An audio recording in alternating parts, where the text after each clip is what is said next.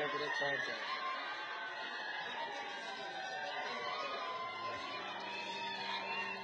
Chaque jour voit son lot d'intox apparaître sur les réseaux sociaux. Des images sur lesquelles on vous raconte une histoire qui est en réalité complètement fausse. Heureusement, avec nos observateurs, nous passons au crible ces fausses infos et regardez ce que nous avons trouvé cette semaine.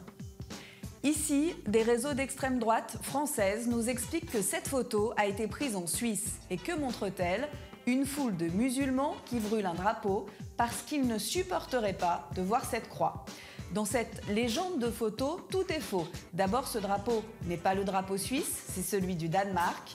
Ensuite, ce cliché n'a même pas été pris en Europe, mais au Pakistan. Et enfin, il ne date pas de cette année, mais de 2005. La véritable histoire, c'est que cette photo a été prise après la publication au Danemark des caricatures du prophète Mahomet, il y a donc 10 ans, un incident qui avait à l'époque été suivi de manifestations dans de nombreux pays musulmans.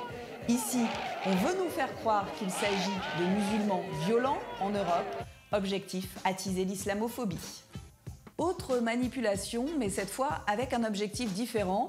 Ici, l'internaute veut démontrer l'intolérance des pays chiites, comme l'Iran ou l'Irak, dont le gouvernement est à majorité chiite. Ces images sont donc présentées comme montrant l'exécution d'un poète irakien parce qu'il aurait insulté l'imam Ali. On l'a pendu à une grue, une méthode appelée iranienne par ces internautes. Sauf que nous avons mené l'enquête et que ces photos montrent en réalité une exécution qui date d'il y a 5 ans.